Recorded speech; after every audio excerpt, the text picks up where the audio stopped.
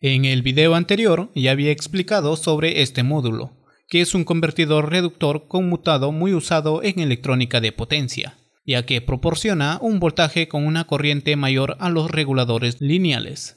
En este video voy a explicar sobre los convertidores elevadores conmutados, como el módulo que se muestra. Acá tenemos el circuito básico de este tipo de elevador, con los siguientes componentes: una bobina o inductor, un diodo, un condensador y un interruptor, que podría ser un transistor de alta frecuencia de conmutación. Con este simple circuito podemos elevar el voltaje, por ejemplo, desde los 12 volts de una batería hasta unos 50 volts. Veamos qué función cumple cada componente del circuito y cómo es posible elevar este voltaje. Si tenemos un alambre conductor y por él pasamos una corriente eléctrica, este genera un campo magnético a su alrededor. Ahora, si enrollamos este alambre alrededor de un cilindro de material ferromagnético, obtenemos una bobina. Para este caso es del tipo solenoide, la cual genera un campo magnético mucho mayor. Si conectamos una bobina en serie a un interruptor, tal como se muestra, y presionamos el interruptor, cerramos el circuito y la corriente eléctrica empezará a fluir, y al mismo tiempo una fuerza opuesta impide el paso de esta corriente, creándose así un gran campo magnético. Si abrimos el interruptor, la corriente se hace cero y la bobina nuevamente impide esta disminución de corriente, liberando energía. La fuerza de oposición que se genera es porque los electrones en el núcleo de la bobina se resisten a desplazarse. Para capturar esta energía, que vendría a ser un pico de voltaje mayor al de la fuente de entrada, agregamos un capacitor. Entonces, nuevamente repetimos el proceso, cerramos el interruptor, la bobina almacena energía, y cuando abrimos el interruptor, la energía liberada por la bobina es almacenada en el capacitor con un voltaje mayor, para luego ser usado por la carga. Ojo que la bobina llega a estar casi en cortocircuito por un pequeño instante. Es por ello que la frecuencia de conmutación del interruptor debe ser muy alta, por encima de los kHz. Con el mismo principio funciona este circuito, con la diferencia que acá tenemos un diodo, el cual evita que la corriente regrese, ya que en la salida tendremos mayor voltaje. Además, la bobina en este circuito es del tipo toroidal. Veamos cómo funciona este circuito. Si cerramos el interruptor, almacenamos energía en la bobina. Al abrir el interruptor, la energía se transfiere al capacitor y a la carga. Si nuevamente cerramos el interruptor, el circuito se divide en dos, uno para la bobina y otro que alimenta la carga desde el condensador. Y así podemos seguir repitiendo el proceso a una frecuencia de cientos de kHz. Otro detalle acá es que, cuando el interruptor está cerrado, la corriente que pasa por la bobina aumenta, y cuando abrimos el interruptor, la corriente en la bobina disminuye. Pero no llega a ser cero, ya que tenemos una carga en la salida que demanda de esta corriente. Veamos la relación entre voltajes. En la ecuación que se muestra, tenemos el voltaje en la salida dividido entre el voltaje de entrada es igual al periodo de la señal dividido entre el tiempo que el interruptor está abierto o apagado.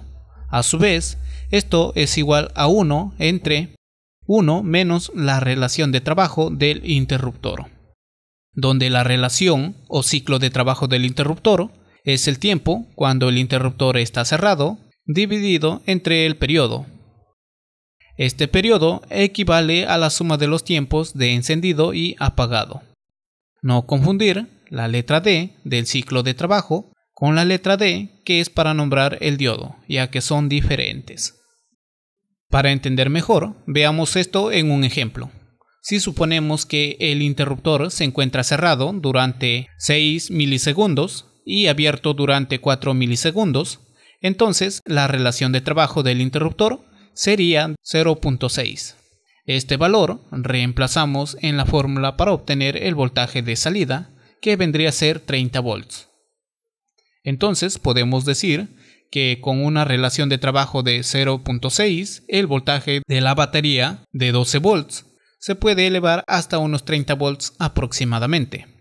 Mientras mayor sea la relación de trabajo del interruptor, mayor voltaje obtendremos en la salida. El valor de la relación de trabajo puede ir desde 0 hasta un valor menor a 1, ya que si fuese 1, todo el tiempo estaríamos en cortocircuito con la bobina. Si suponemos que los componentes son ideales, el circuito elevador, podemos dividirlo en dos modos. El primero cuando el interruptor se encuentra cerrado y el segundo cuando el interruptor se encuentra abierto. Podemos apreciar la gráfica de tiempo versus voltaje de la bobina y la gráfica de tiempo versus corriente que circula por la bobina. Esta corriente tiende a subir cuando el interruptor está cerrado y de esta forma permite que la bobina almacene energía para cuando se libere se transforme en alto voltaje. La elevación del voltaje en la salida también depende del valor de los componentes. Por ejemplo, en un circuito podemos hacer un análisis con el interruptor abierto y así obtener una ecuación para saber cuál será el valor mínimo de la bobina cuando se tiene una carga constante, que para este caso es una resistencia. También podemos obtener el valor del condensador con la expresión de rizado de tensión en la salida.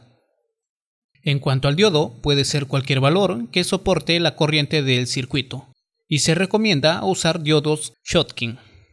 Se podría evaluar más parámetros como corriente mínima y máxima, pero todo eso se encuentra explicado detalladamente en los libros de referencia que hay al final de este video.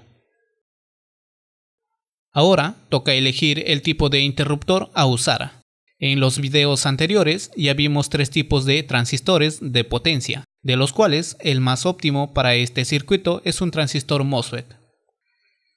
Pero aún tenemos un problema con este circuito, y es que el voltaje de salida va a cambiar si cambiamos el valor de la carga, por lo que se necesita variar la relación de trabajo del interruptor para aumentar o disminuir el voltaje.